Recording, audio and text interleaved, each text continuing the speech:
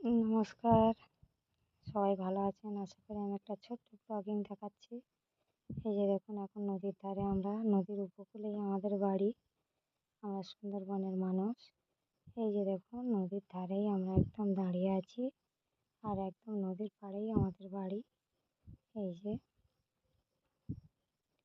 আর এই যে রাস্তা দিয়ে, নদীর মাঝটাই আসলে রাস্তা।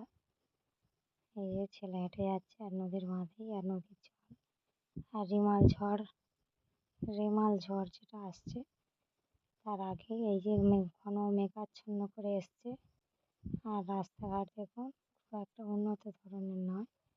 এই যে নদীতে এখন জলও বেশি নেই, কিন্তু প্রচুর জল উঠেছিল।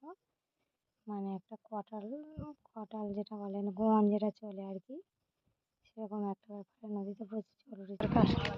এখন ভাটায় যে দেখুন, নদীর মূল স্রোত